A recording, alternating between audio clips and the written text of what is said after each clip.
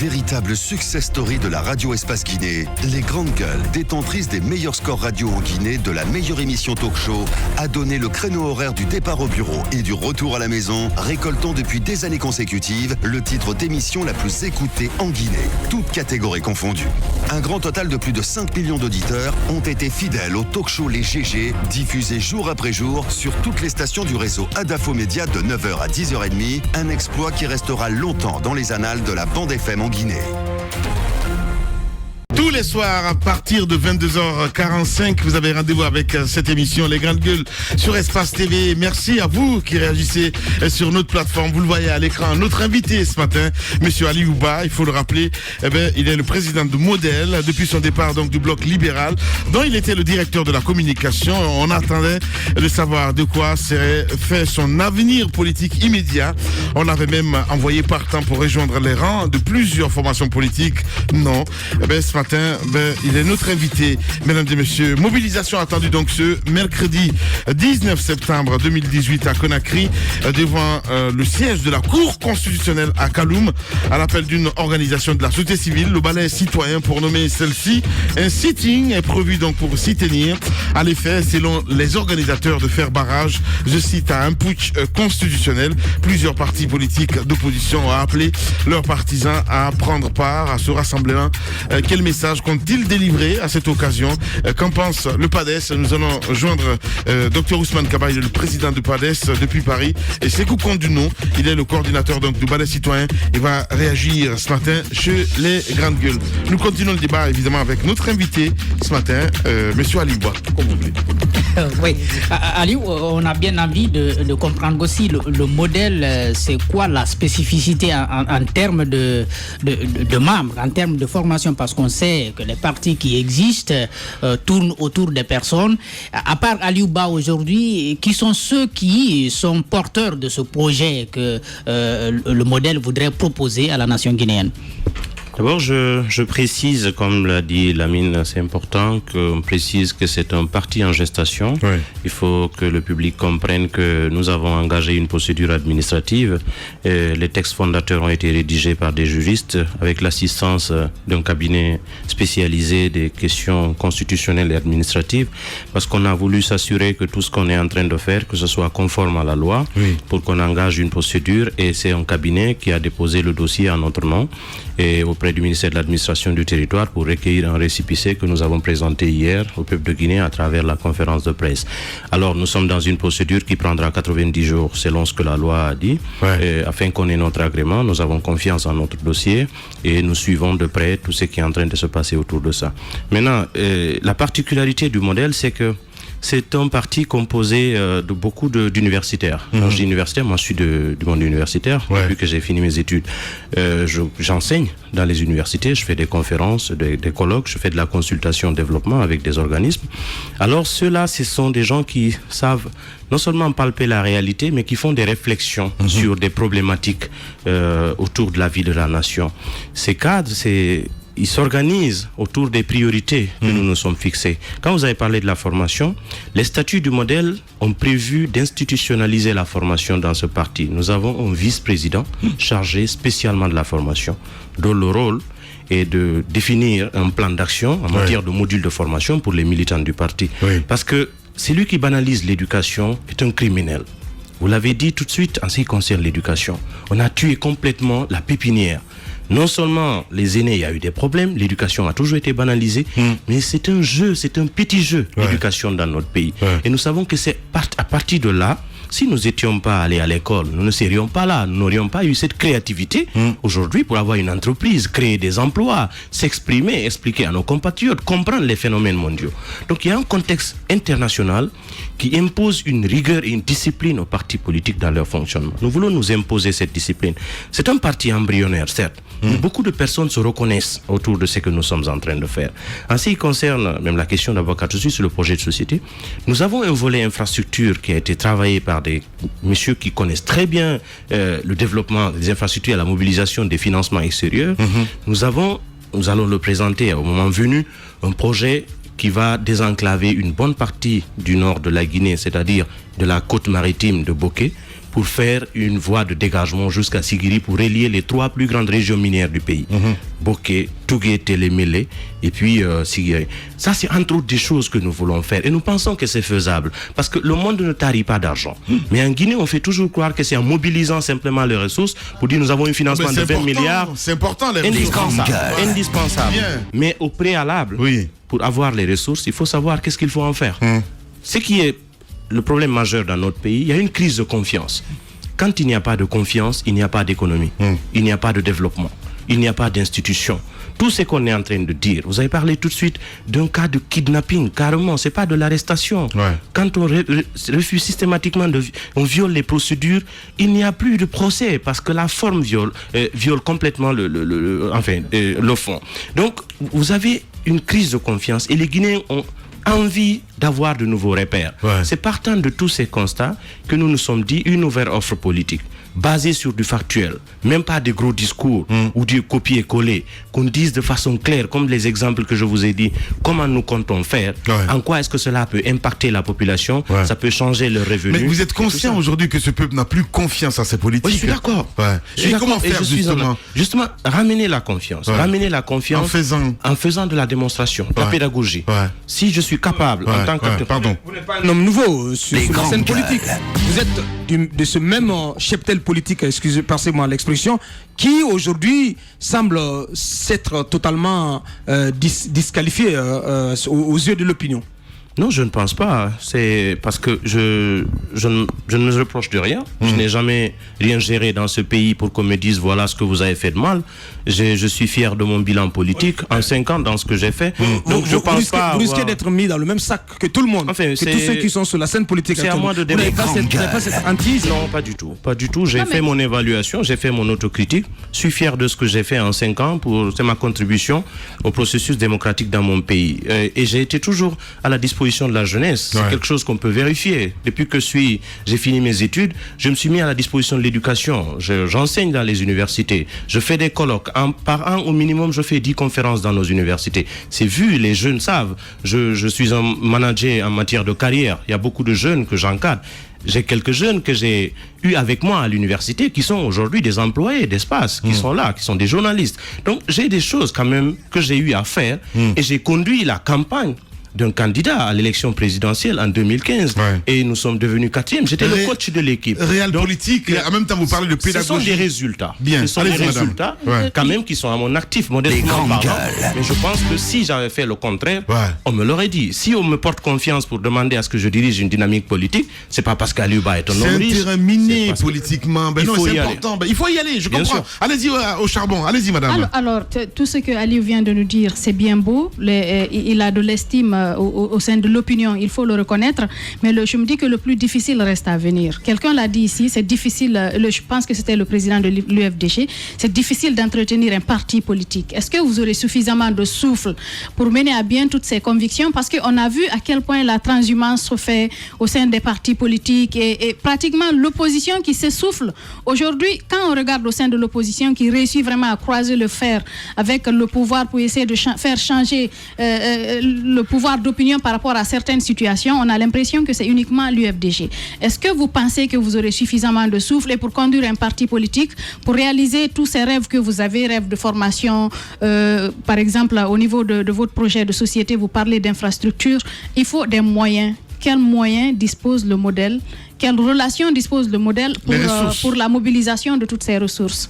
Mais écoutez, je n'en doute pas, madame, parce que nous pensons que la première ressource d'une institution, c'est d'abord la ressource humaine. Il y a de la volonté, il y a de la motivation.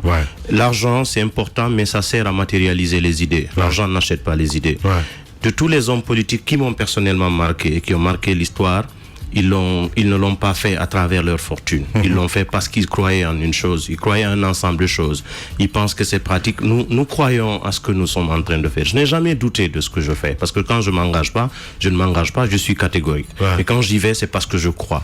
Je pense que les ressources financières ne vont pas manquer à partir du moment où tout est bâti sur la confiance. Je pense qu'il y a des compatriotes qui peuvent souscrire à ce programme, qui peuvent croire à ce programme, non pas pour venir enrichir les membres du programme, mais aider matériellement pour que ce programme se réalise. Avec des cotisations, des cartes de membres? Des cotisations, il y a plusieurs mécanismes de financement des partis politiques dans le cadre de la loi.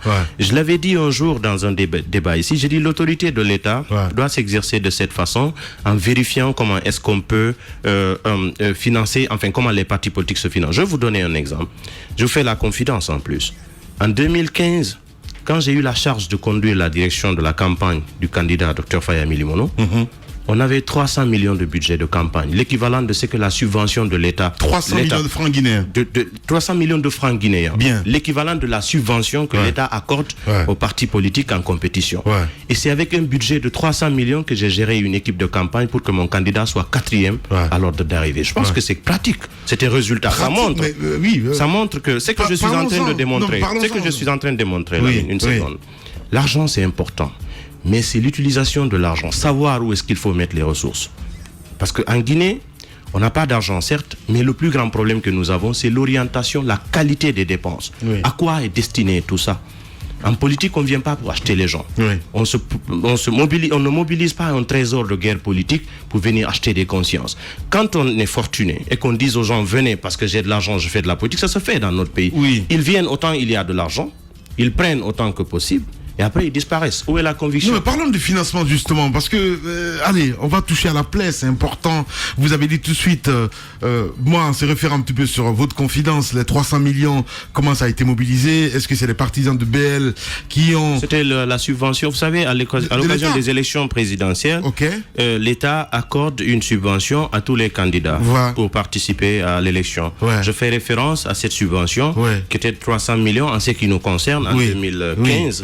Donc c'est quelque chose vous n'êtes pas sans savoir ça me dit que après il y a le lobbying à Bakar, il y a le lobbying, il y a des gens qui viennent influencer ces partis politiques, il y a des nantis qui viennent donner de l'argent, après qui vous donnent des directives, évidemment, ça vous le savez. Bien sûr que ça existe. Comment vous allez faire face à tout ça, Aliou? Vous êtes brillant, on peut le dire, oui, c'est des compliments, mais devant l'argent, devant le fric, pour parler français dans le quartier, eh ben on n'a pas la tête tranquille, hein, Aliou. Vous savez ça? Oui, je le sais. Je sais que surtout les jeunes de Guinée sont très fragiles, justement, agressés par la pauvreté. Vous parlez des universitaires. Moi, ce qui mais vous savez, ce qui est particulier certainement avec moi, si c'était ce raccourci, je voulais, je l'aurais eu. Mais je ne suis pas intéressé. Quand je viens en politique... Tout le monde dit pareil, je suis désolé. Justement, mais jusqu'à ce stade-là, je n'ai pas fait le contraire. Non, mais justement, vous n'êtes pas seul dans cette formation politique. Vous avez parlé des universitaires. Quand on est jeune, on est fébrile. Vous êtes d'accord avec moi? Et que tout de suite, la première occasion, on saute là-dedans. Donc c'est comme ça. Voilà, je connais les formations politiques ici qui critiquent tout au long de la semaine, je vais dire, le pouvoir, et que c'est le pouvoir même qui entretient ces formations politiques. Ça, vous le savez. Oui, bien sûr. Il y a des choses comme ça qui existent. Mais je suis convaincu et j'ai la confiance et je fais confiance à l'équipe qu'il y a autour de moi. Je sais que ce sont des hommes qui croient à des valeurs. Ce ne sont pas des hommes qui pensent au raccourci, parce que beaucoup d'entre eux ont déjà un train de vie normal, même pas forcément être riches, mais des gens qui sont à l'abri de certains petits besoins pour ne pas rentrer dans ce type de jeu. Même les jeunes qui n'ont pas d'emploi. Tous ceux qui viennent vers Aliou, ils savent que c'est pas pour avoir de l'argent. Tous ceux qui me disent dans la rue, écoute, ce que tu fais, nous pensons que c'est bien, nous te faisons confiance. J'achète pas leur conscience, parce que je n'ai rien pour acheter leur conscience. Mais je pense qu'il y a encore une catégorie de Guinéens, malgré que beaucoup pensent que l'argent est plus important que tout le reste, il y a encore une catégorie de Guinéens qui croient à des valeurs et qui sont prêts à se battre. Bien. Aliou Ba, notre invité ce matin, allez-y, Titi. L'autre question, forcément, le mouvement démocratique libéral, il est né, et en tout cas, vous avez le récépissé en attendant l'agrément, et ce qui n'arrive pas aussi facilement. Les grandes gueules. Première question tout de suite, comment est-ce que vous êtes sûr de pouvoir obtenir cet agrément au terme des 3 mois, parce que vous connaissez le chemin de parcours, le chemin de croix qui a été celui de votre ancienne formation politique. Deuxièmement, où est-ce que le modèle va se situer sur la scène politique? On sait que vous êtes un parti politique de l'opposition.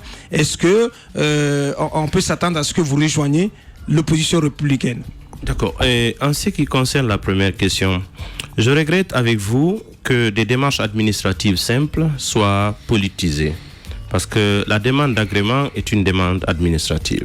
C'est la Constitution qui donne le droit à tous les Guinéens qui peuvent s'organiser en association ou en parti politique pour exercer collectivement leur liberté. Nous avons pensé que nous n'allons pas nous priver de ce droit que la Constitution nous accorde, tout en sachant bien entendu que dans la réalité, il y a beaucoup de difficultés à faire agréer les partis politiques, ce qui n'est pas normal. Oui. C'est pourquoi nous nous sommes fait encadrer, pour éviter de faire toute erreur par rapport à la procédure ou à la composition du dossier. Et à ce stade, le cabinet qui nous accompagne nous a rassuré que le dossier, on peut faire confiance. Nous sommes sereins. Oui. Et nous pensons que l'administration, bien entendu, va juger techniquement le dossier et nous espérons avoir l'agrément. À ce stade-là, nous ne préjugeons de rien. Et nous savons bien entendu qu'il y a des Guinéens qui sont sensibles et qui peuvent comprendre quand d'autres Guinéens sont privés de leurs droits et de leur liberté. Ces Guinéens éventuellement sont prêts à se faire entendre. Ça n'a rien à voir avec la tête de Aliouba ou de quelqu'un d'autre. Nous voulons tous nous battre pour la démocratie. On va se battre pour le respect de ce que la Constitution nous donne comme droit et liberté. En ce qui concerne la deuxième question, pour le moment, nous ne sommes pas une entité politique juridiquement constituée. Nous sommes un parti politique de fait, parce que nous nous sommes organisés, nous avons tenu une assemblée constituante, nous avons fait un PV, nous sommes en procédure. Mais juridiquement, nous n'avons pas un agrément qui nous permet d'exercer à temps plein comme un parti politique. Nous sommes respectueux des lois de la République. Parce qu'on n'a vu pas d'est quand même. Hein, le bloc libéral lui-même, parce qu'il a rappelé, j'étais de ce combat-là, de ceux qui se sont battus pour qu'on ait l'agrément. Alors, en attendant qu'on soit un parti politique légalement constitué, mes collaborateurs et moi, nous n'avons pas à nous définir par rapport à une appartenance à une plateforme ou à une autre. Nous sommes de l'opposition. Être de l'opposition est un fait. C'est ceux qui s'opposent à la gouvernance. Pour ceux qui connaissent Aliou et ceux qui se reconnaissent à ce que Aliou fait, ceux qui se sont organisés autour de ce parti, sont de fait de l'opposition parce que nous n'avons pas l'opposition républicaine. Maintenant, l'opposition républicaine est une plateforme de concertation et de mutualisation des efforts. En attendant que cela soit, il faut qu'on soit un parti. Nous ne le sommes pas pour le moment. Bien. Allez-y Moussa. C'est vrai que l'argent ne fait pas tout dans la vie, mais vous l'avez si bien dit, l'argent ça permet quand même de matérialiser les idées. Et les bonnes idées fourmillent dans plusieurs crânes, dans plusieurs têtes, mais sans argent, ces idées-là restent lettres mortes. Donc les grandes gueules. L'aspect argent est important dans un parti politique. Parce qu'on ne peut pas agir quand même si on n'a pas cela. Et j'aimerais réellement que vous nous donniez quelques petites stratégies par lesquelles vous pourriez passer pour financer votre parti politique. La deuxième chose, c'est que 5 ans d'expérience politique sur la scène politique guinéenne, est-ce que c'est pas relativement peu pour qui connaît la scène politique guinéenne, avec autant d'intrigues, avec autant de non mais c'est une scène politique qui n'est pareil nulle part. Ça n'a pas de sens. Non, si, ça a un sens. Si vous c'est une question que je pose. Est-ce que 5 ans vous trouvez mais bon, vous le faites si bien, Lamine. Laissez-moi poser ma question. Mais vous êtes une sorte de forteresse qui empêche mes questions d'atteindre Alouba. N'avait pas d'expérience. Alors, non, écoutez, je suis en train de poser ma question en fonction de la réalité de notre politique. Alors, est-ce que pour vous n'avez pas pensé à l'option, tiens, j'ai de la compétence, j'ai une sorte de rhétorique, je suis crédible, il y a de la place à prendre au sein des grandes formations politiques, pourquoi ne pas y aller et faire un peu mes armes à l'intérieur avant de voler de mes propres ailes? Est-ce que c'est pas trop tôt le choix que vous avez fait? Encore une fois, je tiens à préciser que cette démarche, elle n'est pas personnelle. J'ai voulu répondre à ceux qui ont souhaité qu'on trace une nouvelle voie. Il n'y a pas que Aliouba qui compte dans cela. Ça, c'est un deuxièmement.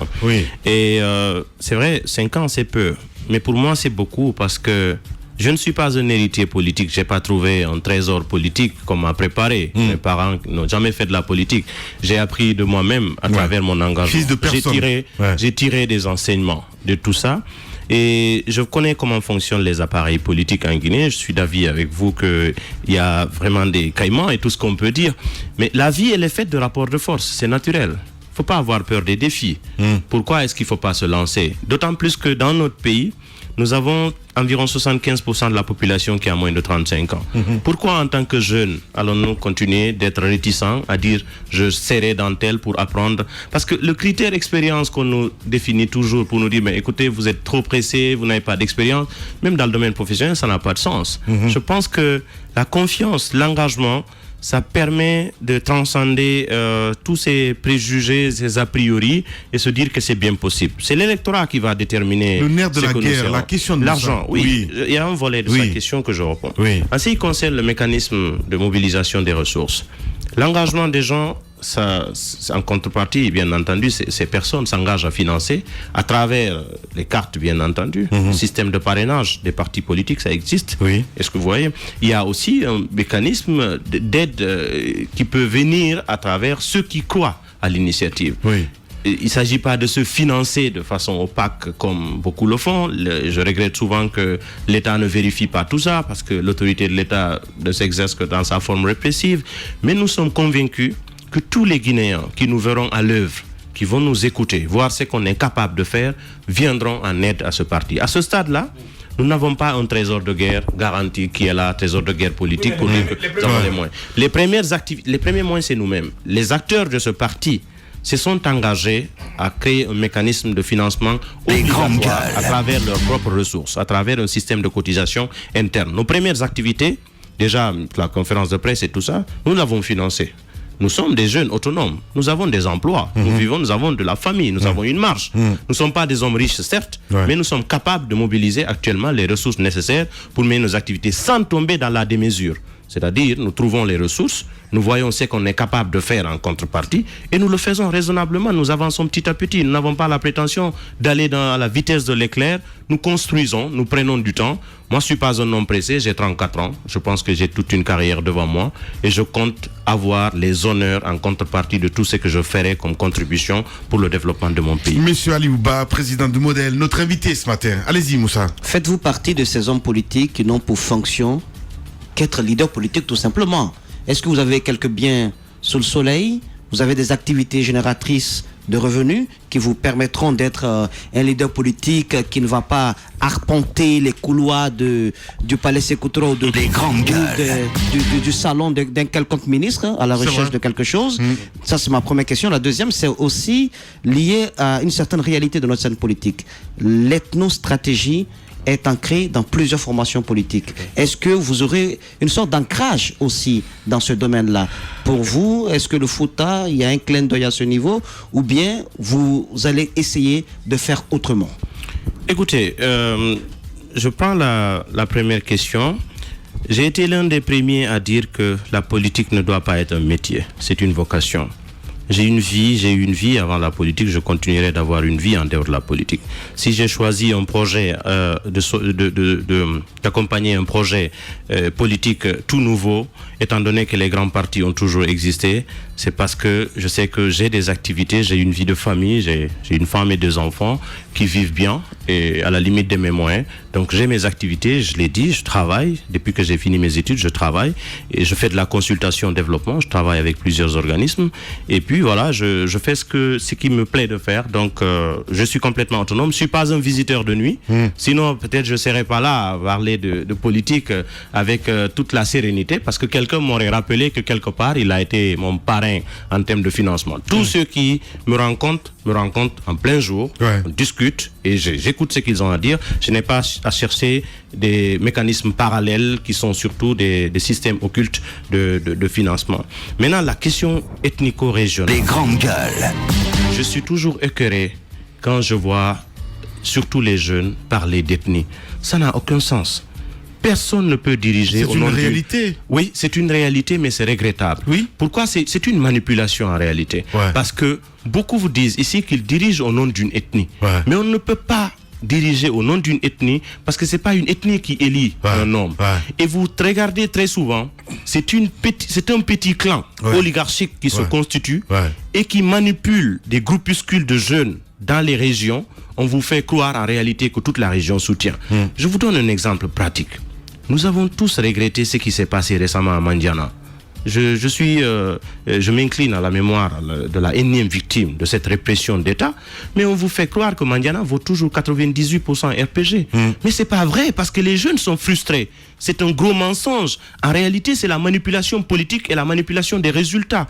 Je n'ai aucune garantie que le RPG est un parti de la Haute-Guinée. Je pense que Alpha Condé dirige au nom de son clan, au nom de son gouvernement et à son nom lui-même. Les Malinqués ne peuvent pas apporter le bilan ni en positif ni en négatif de ce qu'un gouvernement a fait.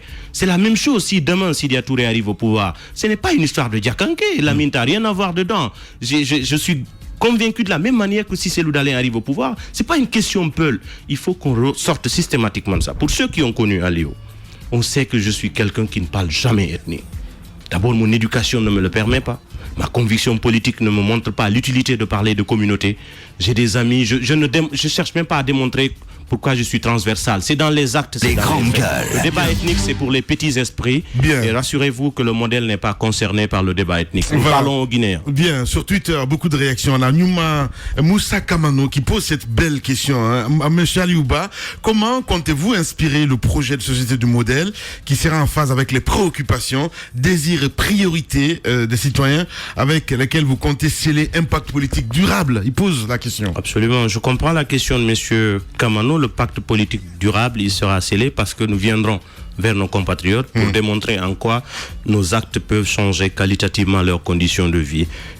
L'exposé du projet de société, nous avons un système innovant par lequel nous allons vraiment parler à nos compatriotes. Aller dans les localités, organiser des conférences autour des thématiques, faire de la démonstration à travers une pédagogie simple. En quoi est-ce qu'un acte qu'on peut poser peut changer les conditions de vie de 2 ou 3 personnes. C'est progressivement on développe un pays. Nous n'avons pas une baguette magique. Nous aurons un mécanisme innovant qui va parler aux Guinéens, mais un langage qu'ils comprennent, un langage auquel ils s'identifient et ils peuvent souscrire à notre discours. Donc moi je pense que M. Kamano fera partie de ceux qui vont porter ce projet-là. Bien.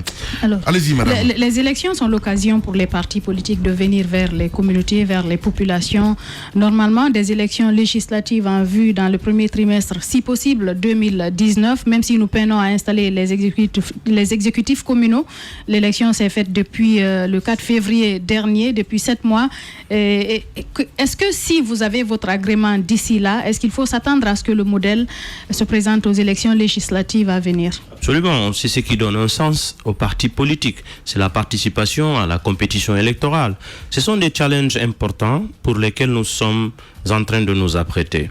Les législatives en perspective seront assez déterminante. C'est un rendez-vous très important parce que 2020 ne sera pas qu'une année électorale, ce sera une année de transition générationnelle parce que c'est vrai qu'il y a une vieille classe politique, même pas par le fait de l'âge, mais il y a beaucoup qui ne comprennent plus le contexte, qui ne peuvent plus, même s'ils ont de la volonté, c'est vrai qu'ils ne peuvent plus apporter de la solution aux jeunes. Donc, il y a déjà un enjeu important pour les législatives. Obama disait que si vous voulez changer le cours de l'histoire dans votre pays, commencez par changer les lois. L'Assemblée nationale est une institution très importante dans le modèle que nous avons. C'est la deuxième institution par ordre d'importance et c'est à ce niveau que le débat se fait. C'est à ce niveau qu'on peut changer les lois. Et la loi a un effet, a un impact sur l'ensemble des citoyens. Si elle est bonne, c'est bien pour le pays. Si elle ne l'est pas, encore c'est dommage. C'est que nous avons, vous m'avez reçu à plusieurs occasions ici pour parler de plusieurs lois sur le fichier électoral, sur la CENI, sur beaucoup d'autres choses. Il y a des facteurs innovants sur le domaine de la loi où nous sommes en train de nous préparer. Éventuellement, aux législatives, nous allons démontrer en quoi est-ce qu'une fois à l'Assemblée nationale, nous allons porter accent sur des lois importantes qui, dans leur état actuel, ne peuvent pas permettre à la Guinée d'aller de l'avant. Le député, c'est un législateur. L'Assemblée nationale est un espace de débat. Regardez comment est-ce que toutes les crises que nous traversons aujourd'hui, quel est le niveau d'implication de l'Assemblée nationale? Quand on parle de dialogue parallèle, c'est parce que l'institution a échoué.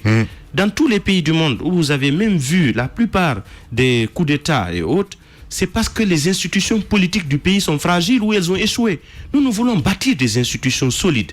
Et ces institutions solides, le premier débat, le premier espace idéal de débat, c'est l'Assemblée nationale où nous avons la représentativité nationale. Les législatives prochaines, si nous avons l'agrément d'ici là, et nous espérons l'avoir d'ici là, représentent un enjeu important pour faire élire le maximum de députés du modèle qui peuvent se constituer, s'organiser au sein de l'Assemblée nationale et exercer le rapport de force nécessaire pour faire passer nos idées. Question suivante, forcément, donc si vous avez l'agrément, est-ce que Aliouba sera candidat à la prochaine présidentielle en 2020? Justement, c'est d'ailleurs la question posée aussi par un monsieur sur Twitter. Vous savez, 2020, c'est à la fois proche et loin.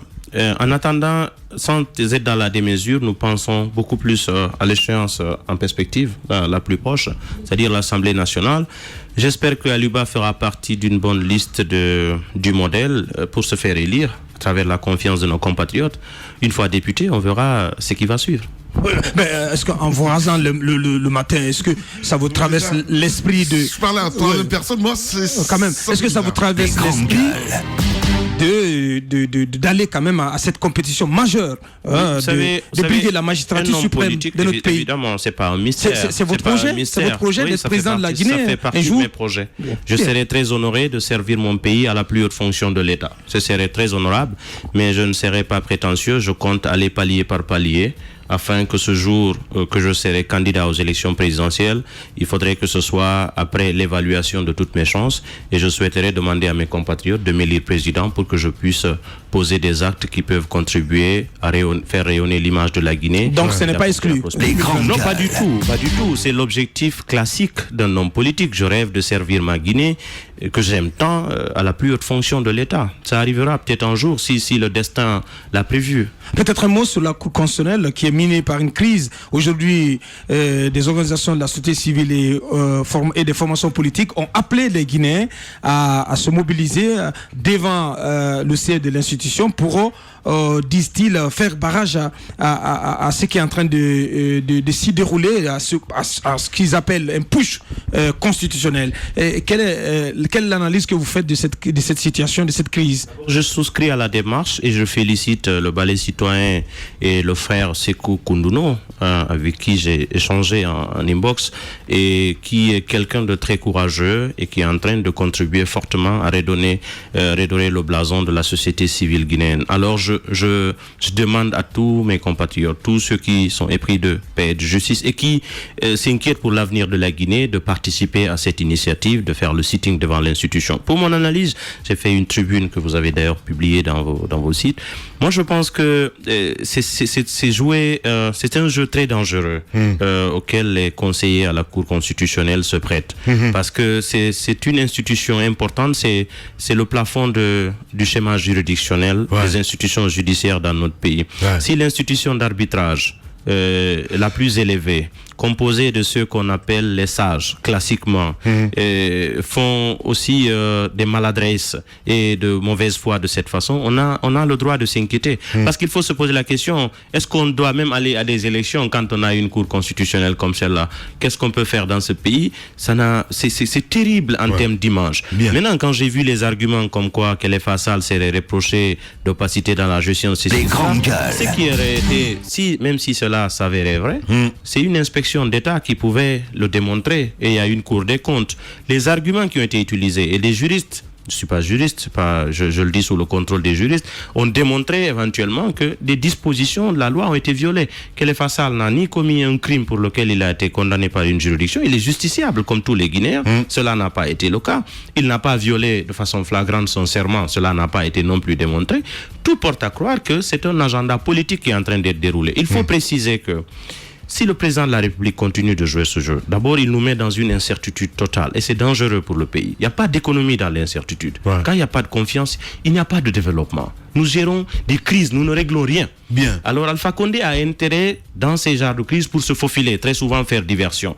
Kassori est Premier ministre, il doit comprendre que ça fait partie de ses bilans. C'est une catastrophe, ce qu'on est en train de vivre dans notre pays. C'est terrible. Alors si Alpha Condé pense que c'est en faisant des manœuvres de ce genre, je suis convaincu qu'il prépare un suicide politique majeur. Parce que l'idée d'un troisième mandat ne va prospérer ni aujourd'hui ni demain. Je l'ai dit en appel. Les Guinéens doivent considérer que toute tentative de modification de la Constitution en vue de donner un troisième mandat à quiconque doit être considérée et traitée comme étant une tentative de coup d'État. C'est clair et que c'est limpide. On ne peut pas continuer. On a connu plus d'un demi-siècle de dictature. Alors nous continuer de proposer des gens qui ont plus de 80 ans, qui n'ont rien réussi en 8 ans. Et c'est qu'en 20 ans encore, pour mourir au pouvoir, compromettre tout ce que nous avons fait comme acquis, c'est inimaginable, c'est inacceptable. Et il y a des jeunes qui sont prêts. Moi, je fais partie de ceux qui sont prêts à donner de leur vie, si c'est nécessaire, pour qu'on n'ait pas un troisième mandat dans ce pays-là. Voilà. Alors, une consoeur qui pose cette question du côté de l'abbé. Demandez-lui si le nombre de mandats à la tête du modèle sera limité. Est-ce qu'il y aura un vote au sein du parti pour élire le candidat ou la candidate à l'élection présidentielle? Absolument. Les textes sont prévus. D'abord un congrès. Actuellement, il y a un organe provisoire de direction, c'est ce que la loi nous permet de faire, que je dirige. Et après l'obtention de l'agrément, il y aura un congrès national tous les postes sont des postes à compétition. Tous ceux qui voudraient devenir président du modèle vont demander la confiance des congressistes. Et une fois que vous êtes élu, vous disposez de 2 mandats, pas plus. Et pour être candidat aux élections présidentielles au sein du modèle, c'est assez flexible. Il faut avoir été président du parti, que vous soyez ancien ou actuel président. Parce que nous avons voulu détacher la présidence du parti à la candidature aux élections présidentielles, pas forcément lié. Parce que le président d'un parti politique ne doit pas nécessairement être le candidat naturel du parti à l'élection présidentielle. On peut avoir des cadres qui émergent dans un parti. Si un parti déjà n'a pas cette vocation de faire émerger en son sein des cadres présidentiables qu'on peut valoriser, ça n'a pas de sens. Il ne faudrait pas que ce soit personnel.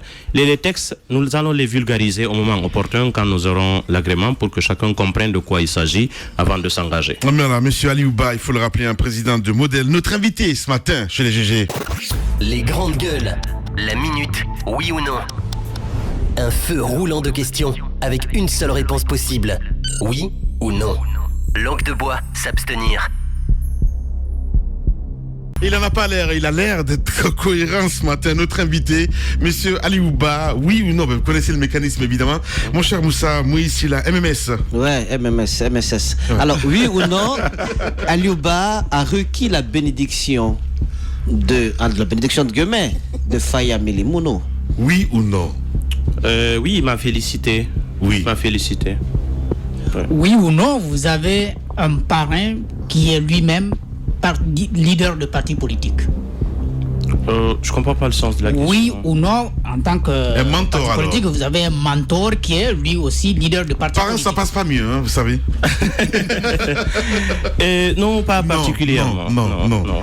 Oui ou non, Aliou Ba, il est possible qu'il y ait un glissement de calendrier, que nous n'obtenions pas les élections législatives avant 2020. Oui, la possibilité existe. Oui ou non, votre offre politique est une sorte de désaveu cinglant à l'endroit de la vieille garde politique actuelle? Oui, ça va être une véritable démarcation. Aliou Ba était notre invité. Allez, vas-y. Oui ou non, c'est pas exclu que vous soyez dans la constellation autour du Baobab, du grand Baobab UFDG. Encore le petit doigt de Moïse. Oui. En fait, je me sens proche de tous ceux qui se battent pour l'alternance. Oui ou non? Je me sens proche de tous ceux qui se battent pour l'alternance. Oui ou non? Je me sens proche de tous ceux qui se battent pour l'alternance. Oui ou non, vous rejoindrez une fois le moment venu les rangs de l'opposition républicaine? C'est une possibilité. C'est une possibilité. Oui ou non?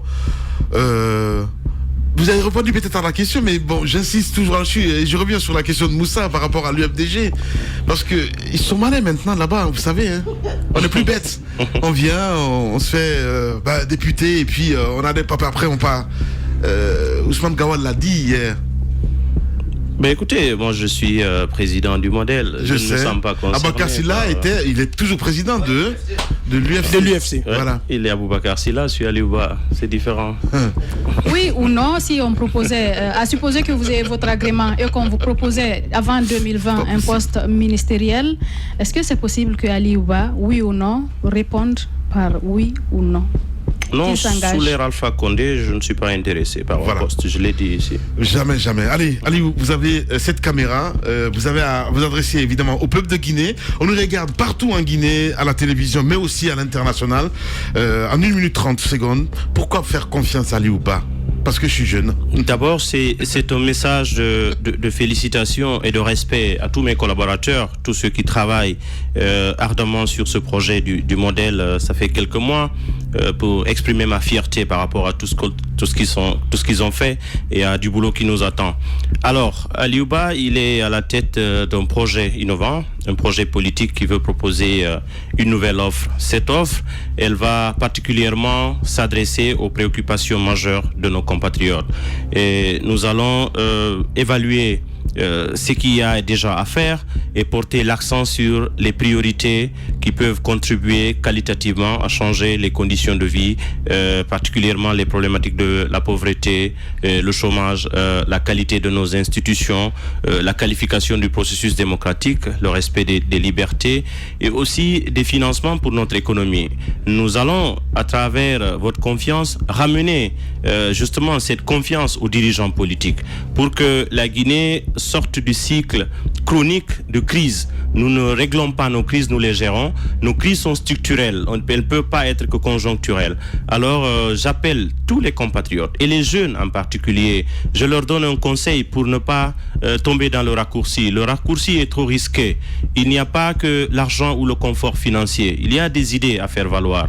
Il y a une conviction qu'il faut avoir. Il faut servir la nation et avoir en contrepartie les honneurs d'avoir servi son pays. Nous aimons tous la Guinée. Nous voulons que la Guinée se développe. Bien. Chacun a son approche. La politique n'est pas une question d'animosité. C'est de l'adversité classique. Les ethnies n'ont pas de place en politique. Parlons guinéens. Regardons-nous en tant que Guinéens. Disons-nous la vérité. Que la jeunesse fasse son introspection, mais qu'elle s'engage en politique. C'est pas en restant en marge qu'elle va aider à régler les problèmes de la Guinée. C'est en se battant. Il y a des compétences dans ce pays que refuser de faire de la politique, le vide est en train de profiter à des personnes qui n'étaient pas qualifiées pour faire de la politique. J'appelle tous les Guinéens à se mobiliser autour de ce projet, le porter, le soutenir, et pour qu'ensemble, qu'on puisse changer qualitativement la Guinée pour que nous soyons tous fiers de notre pays. Monsieur le Président, merci beaucoup d'être passé chez nous. Je vous remercie, Lamine, merci à toute ton équipe, et je suis très fier de ce que vous faites aussi pour la démocratie et la liberté de la presse dans notre pays. Merci. Véritable success story de la radio Espace Guinée, les Grandes Gueules, détentrices des meilleurs scores radio en Guinée de la meilleure émission talk show, a donné le créneau horaire du départ au bureau et du retour à la maison, récoltant depuis des années consécutives le titre d'émission la plus écoutée en Guinée, toutes catégories confondues. Un grand total de plus de 5 millions d'auditeurs ont été fidèles au talk show Les GG, diffusé jour après jour sur toutes les stations du réseau Adafo Média de 9h à 10h30, un exploit qui restera longtemps dans les annales de la bande FM en Guinée.